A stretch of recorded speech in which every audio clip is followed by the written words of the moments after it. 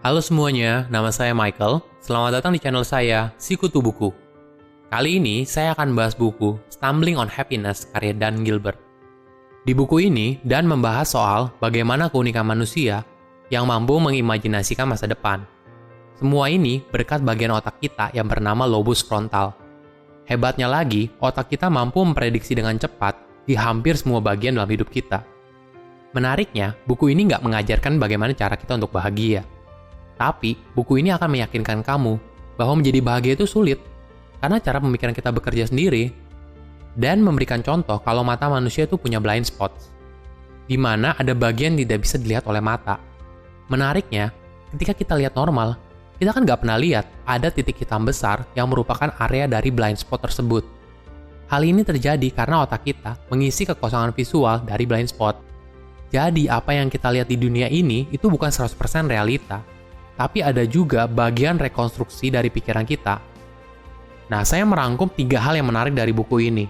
Pertama, perasaan saat ini berpengaruh pada cara kita melihat masa depan. Otak kita pada dasarnya itu lebih peduli soal saat ini daripada masa depan. Ini merupakan insting naluriah dan sangat dibutuhkan untuk bertahan hidup sejak zaman dulu.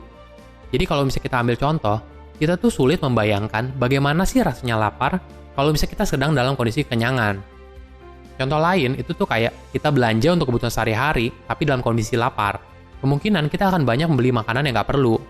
Beda halnya apabila kita sedang dalam kondisi kenyang. Kita mungkin akan beli makanan dengan jumlah yang lebih sedikit. Bukan cuma soal makanan, kondisi emosional kita saat ini sangat berpengaruh pada masa depan. Makanya kita sering dengar peribahasa, jangan ambil keputusan penting saat kita marah.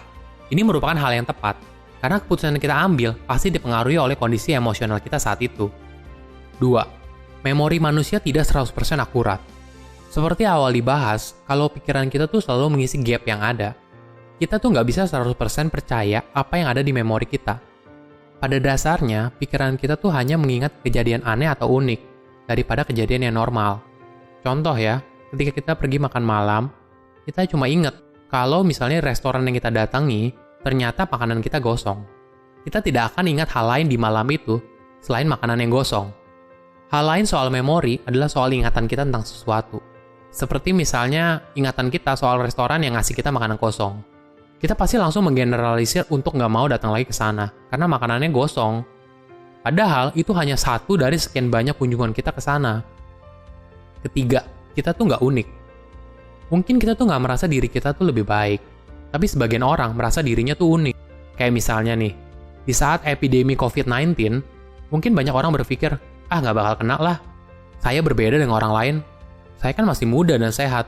Padahal, kita bisa belajar dari pengalaman orang lain.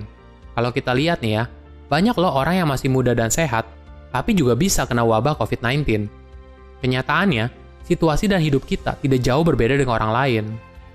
Tapi pemikiran kalau kita unik dan berbeda, itu ngebuat kita nggak mau belajar dari pengalaman orang lain.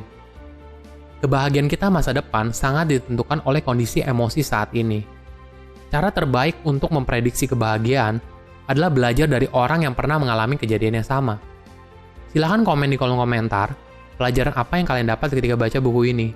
Selain itu, komen juga, mau buku apa lagi yang saya review di video berikutnya. Saya undur diri, jangan lupa, subscribe channel YouTube Sikutu Buku untuk versi animasinya. Bye-bye!